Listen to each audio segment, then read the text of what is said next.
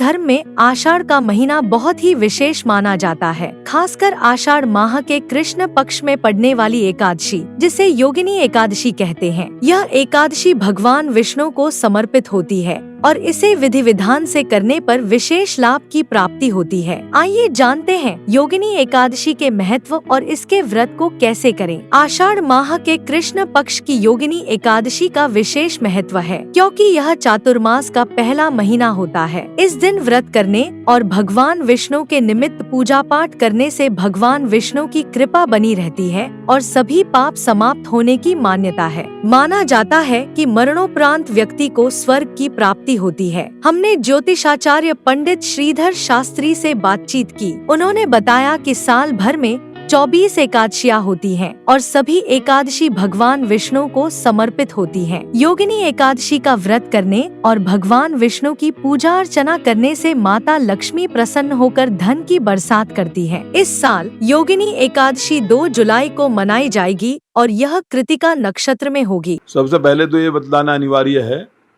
पूरे वर्ष में 24 एकादशी होती हैं, परंतु उनका फल अलग अलग होता है। तो हमें महत्वपूर्ण बात यह है, जो चातुर्मास में जो ये योगिनी एकादशी का आगमन हो रहा है, आषाढ़ मास के कृष्ण पक्ष में योगिनी एकादशी का आगमन हो रहा है।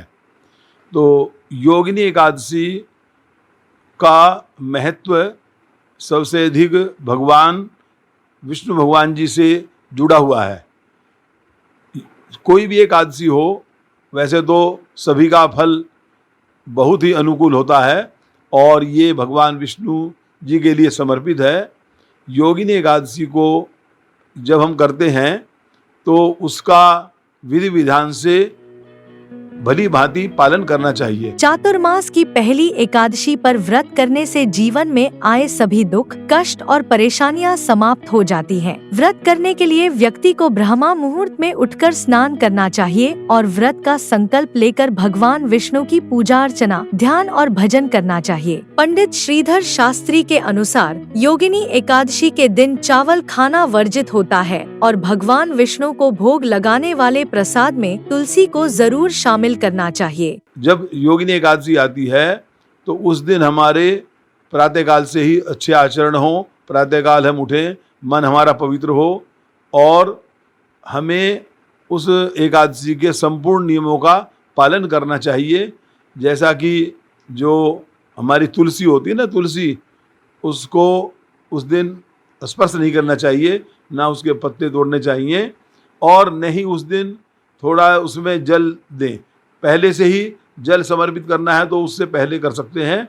एक बात और महत्वपूर्ण है, 10वीं तिथि में ही हम तुलसी दल तोड़ सकते हैं, क्योंकि जो हम भगवान विष्णु जी के लिए हम प्रसाद को बनाते हैं, उसमें तुलसी दल को मिलाना, उसमें मिक्स करना जरूरी है, क्योंकि तुलसी का और भगवान विष्णु का एक आपस में प्रगाढ़ संबंध है।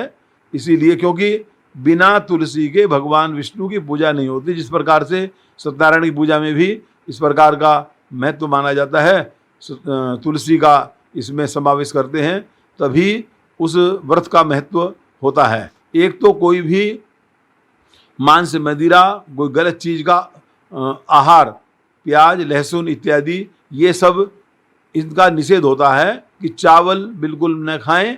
और चावल खाने का बहुत बड़ा एक दोष लगता है, क्योंकि अगर हम चावल खाते हैं, ऐसा मानते हैं कि ये जैसे हमने कीड़े खा लिए हों, तो इसीलिए इसका एक दोष नहीं उतर पाता। योगिनी एकादशी के दिन तुलसी के पौधे को स्पर्श करना, उसके पत्ते तोड़ना और उसमें पानी देना वर्जित होता है, क्योंकि तुलसी भी भगवान विष्णु की एकादशी का व्रत करती है। इसलिए एकादशी के व्रत से एक दिन पहले ही तुलसी दल तोड़कर रख लेना चाहिए। योगिनी एकादशी को यदि हम बहुत ही एक नियम पूर्वक करते हैं और इसको निराहार अगर किया जाए, उससे इसका और महत्व बढ़ जाता है।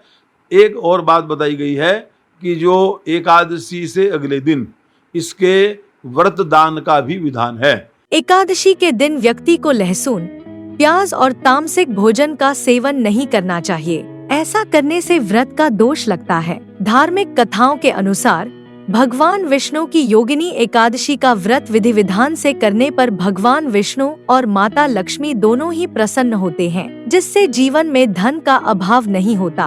तो दोस्तों, इस योगिनी एकादशी पर भगवान विष्णु और माता लक्ष्मी की कृपा पाने के लिए व्रत और पूजा का संकल्प लें। लोकल 18 के लिए हरिद्वार से ओम प्रयास की रिपोर्ट।